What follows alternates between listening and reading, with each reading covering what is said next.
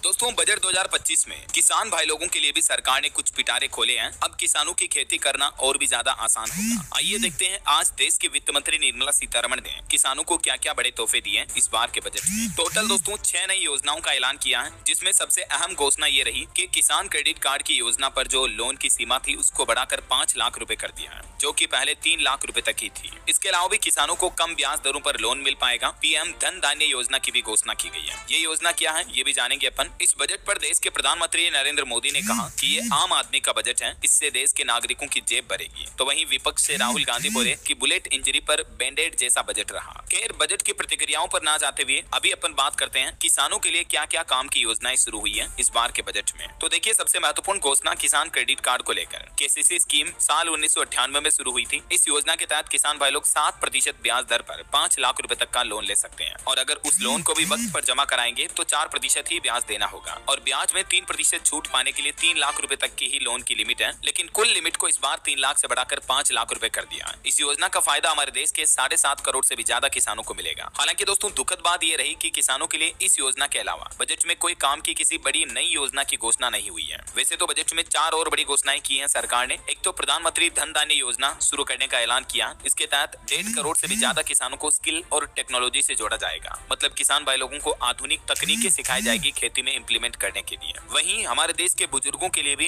ब्याज पर मिलने वाली टैक्स छूट की लिमिट को 50,000 से बढ़ाकर 1 लाख रुपए कर दिया है। रेंट पर टीडीएस छूट की सालाना लिमिट 2.5 लाख से बढ़ाकर 6 लाख रुपए की जाएगी। और अपडेटेड इनकम टैक्स फाइल करने यानी उनमें सुधार करने की सीमा को भी 2 साल से बढ़ाकर 4 साल कर दिया है। तो ये घोषणाएं तो सभी आम नागरिकों के लिए हो गई। चलिए दोस्तों अब किसानों के लिए की हुई कुछ घोषणाओं की विस्तृत जानकारी देखते हैं। जो प्रधानमंत्री धन धान्य योजना शुरू की गई है, कृषि को बढ़ावा देने के लिए जो सरकार ने इस योजना को लॉन्च किया है। इस योजना का मुख्य उद्देश्य है उन 100 कृषि जिलों को विकसित करना जहां अभी कम फसलें उगाई जाती हैं या किसान भाई लोग कम ऋण लेते हैं। तो इसके तहत किसानों को अधिक कर्ज लेने में मदद मिलेगी और किसान भाई लोग ज्यादा बल्क में खेती कर पाएंगे। दूसरा, दालों के उत्पादन को बढ़ावा देने के लिए भी सरकार ने 6 साल का एक नया मिशन लॉन्च किया है। इस मिशन के तहत खास तौर पर अरहर, उड़द और मसूर जैसी दालों की खेती पर जोर दिया जाएगा। इस योजना के तहत सरकारी संस्थाएं जैसे कि नेफेड और एनसीसीएफ किसानों से अगले 4 साल तक दालों की खरीद करेगी और किसानों को दाल उत्पादन के लिए अतिरिक्त समर्थन भी मिलेगा। इसके अलावा बिहार राज्य में मखाना बोर्ड की स्थापना की घोषणा की है। बिहार के मखाना किसानों के लिए मखाना बोर्ड बनाया जाएगा और इससे किसानों को एफपीओ के जरिए संगठित किया जाएगा,